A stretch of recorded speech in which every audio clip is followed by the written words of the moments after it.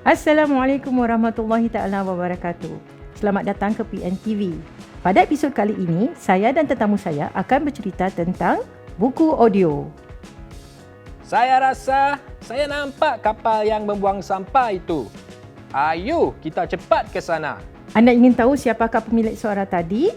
Ayo, mari kita mulakan.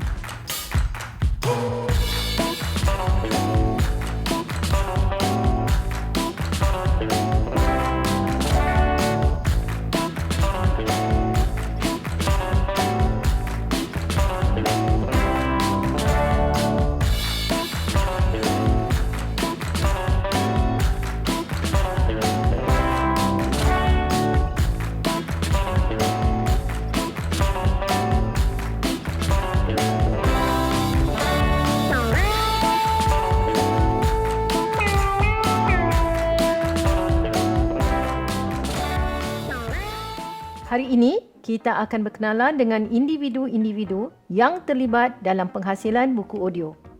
Tetamu saya yang pertama ialah Puan Shariza Kamil dari Muse. Muse telah menyiapkan buku audio Ferry Menjaga Kelestarian Laut untuk Pustaka Nasional. Selamat datang Puan Shariza. Apa khabar? Terima kasih Sharifah, Puan Sharifah. I'm good. How are you? Saya baik saja.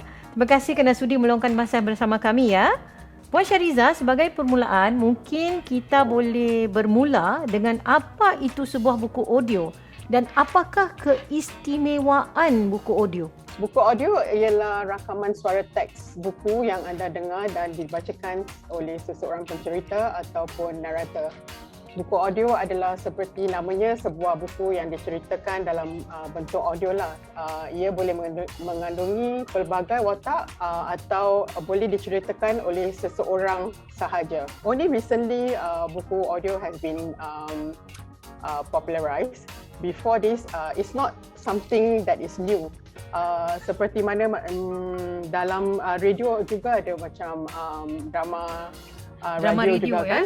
Betul.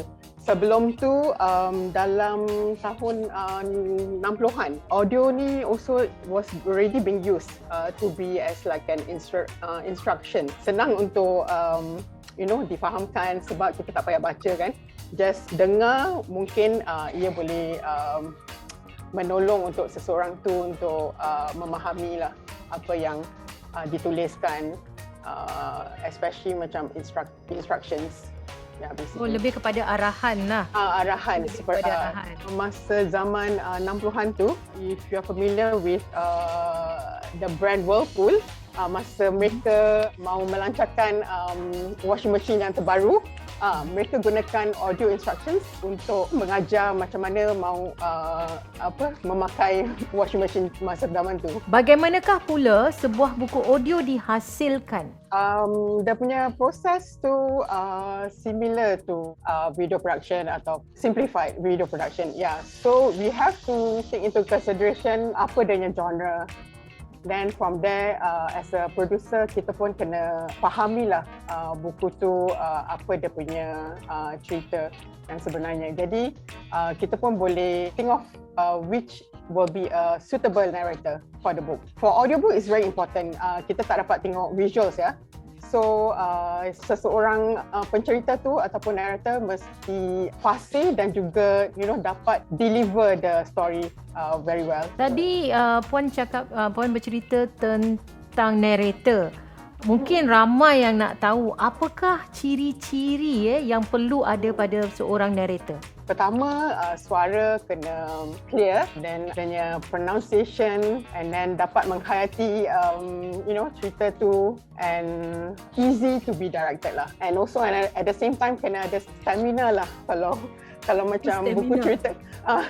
Kalau cerita kanak-kanak dia pendek je kan, tapi kalau novel dalam studio you will have to spend like at least 4 hours or more. Yeah, because novel usually muka surat dia sampai 200 lebih atau 300 ya. Yeah. They also need to understand, they need to maintain the same kind of delivery, dia tonasi semua lah. Yeah. Before we masa time pre-production tu also, right? When we are trying to look for the right narrator or storyteller or the characters, we also sometimes would have to audition. not everybody can, immerse themselves or sound like the specific character that we want. Yeah, so once we find the hero, then the rest tu kan, the supporting characters, it's not that they are not important. They are very important, especially when they come in, only a few times in each episode. So diorang pun kena hidupkan tau story tu, because they are supporting the hero, or even in fact sometimes they will have to look and sound like the hero in the story. Yeah, because the focus is shifted to the supporting characters. Jadi sebenarnya kalau dalam drama kita juga menggunakan mimik muka, juga menggunakan body language, tapi kerana ni adalah buku audio, kita sekadar menggunakan suara. Jadi semuanya dilontarkan, emosi, tonasi semua dilontarkan pada suara. Jadi rasanya membuat audiobook ni mencabar dari segi mencari narrator yang baik. Betul. Kalau kita tak tengok visual pun, bila kita dengar suara orang tu tengah baca, kita pun boleh tahu orang tu tengah senyum ke atau marah tau. Yeah, so that's how we need to get them to deliver properly, because we also need for our listeners to get that kind of emotions. Ya, perasaan. Betul. Jadi nampaknya bukan orang sembarangan yang boleh menjadi seorang narrator. Terima kasih Puan Shahriza. Sama-sama. Sebentar lagi kita akan bertemu dengan seorang narrator yang bakat suaranya dicungkil dalam peraduan yang dianjurkan oleh Pustaka Nasional dan Muse. Pada permulaan episod tadi, kita mendengar suara misteri. Jadi siapakah pemilik suara tersebut? Tren. Jadi suara itu adalah pemiliknya siapa ya? Encik? Fadli. Encik Fadli. Jadi Encik Fadli, bolehkah kongsi sedikit pengalaman menyertai peraduan bakat suara yang dianjurkan Pustaka Nasional dan juga Muse? Bagi saya, untuk menyertai penandingan ini secara spontan lah, sebab saya pun tidak membuat apa-apa preparation ke. Jadi saya lihat dalam satu iklan di dalam Facebook, tak salah saya, dan saya melihat ada peraduan ini. Jadi saya pun bertanyalah dengan orang rumah saya, dan dia pun menggalakkan saya untuk okeylah, kita cubalah. Jadi pun saya mengantar video audisi saya, dan tak sangka saya dapat diterimalah untuk masuk. Bagaimana pula dengan pengalaman Fadli sebagai seorang pustakawan, sebagai seorang ayah? Adakah ia membantu dalam proses ataupun dalam nak jadi bintang narrator ni? Bintang narrator saya tak tahulah, tapi saya rasa sebagai seorang pustakawan dan juga seorang ayah, saya rasa itu amat membantu membuat anak-anak saya berasa, oh, itu suara ayah saya macam lain gitu. Jadi saya ada membuat sedikit sebanyak latihan lah dengan mereka, sebab hari-hari pun saya ada membaca buku kepada mereka. Bukan hari-hari lah, tapi macam kalau saya masa lapang saya ada membaca buku kepada mereka juga. Jadi menggunakan tonasi, menggunakan cara bercerita yang agak menarik. Ya, saya. Jadi itu mungkin satu latihan ya? Ya, saya itu satu latihan. Apakah karakter yang Fadli mainkan? Okey, karakter yang saya mainkan adalah dua karakter, iaitu Tong Tong dengan Kayan. Oh, Tong Tong dan Kayan, dan mereka adalah jenis kenderaan laut ya. Boleh cuba sedikit, kita nak dengarlah suara Tong Tong. Cubalah. Okey, Tong Tong, sebab Tong Tong sebuah kapal yang besar. Jadi saya perlu membuat suara yang besar seperti nama saya Tong Tong. Jadi untuk Kayan, dia seperti kapal yang kecil lah. Jadi saya sudah dapat idea untuk membuat suara seperti ini. Nama saya Kayan, si kapal nelayan. Wah, hebat ya. Wah, tak sangka orang besar pun boleh suara kecil, comel aja. Jadi apakah latihan lain yang Fadli buat untuk pastikan suara Kayan tu selalu sama je atau Tong Tong tu sama je? Adakah lebih kepada mental atau fizikal ataupun senaman mulut ke? Ada ke benda-benda macam ni? Untuk saya, senaman mulut saya tidak ada lakukanlah. Cuma itu mental. Jadi saya tahu karakter itu, itulah suara yang saya kena lontarkan. Jadi saya kena fikir dengan mendalam lah. Jadi saya tidak merubah-rubahkan suaranya. Jadi saya tahu Kayan, okey, suara dia macam gitu. Tong Tong, suara dia macam gitu. Jadi ini semua saya rasa mental. Apakah cabarannya ya? Macam kalau kita tengok pelakon drama, mereka menggunakan tubuh, mimik muka, tapi seorang narrator hanya menggunakan suara. Bagaimana nak melontarkan emosi atau macam sedih ke gembira, dan mesti buat betul-betul muka gembira sendiri untuk suara yang gembira. Macam mana tu cabarannya lah? Saya rasa tak banyak sangat sebab dalam kehidupan harian kita pun kita ada berasa gembira, ada berasa sedih. Jadi saya fikirkan okey, saya kena buat macam itu. Kalau karakter itu macam sedih, saya terpaksalah membuat macam suara macam sedih. Kalau karakter itu macam marah, saya kena buat suara yang marah.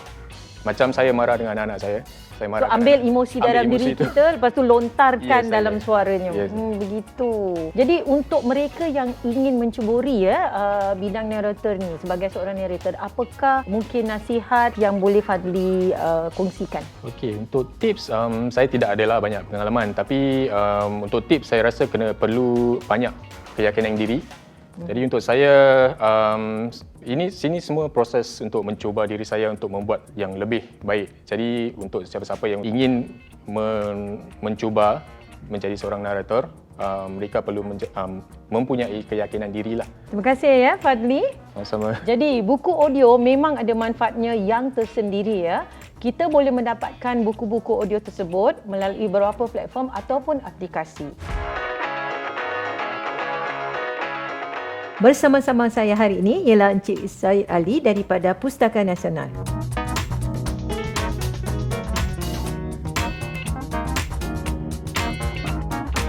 Boleh Tuan Syed ceritakan tentang buku-buku audio yang dihasilkan Pustaka Nasional?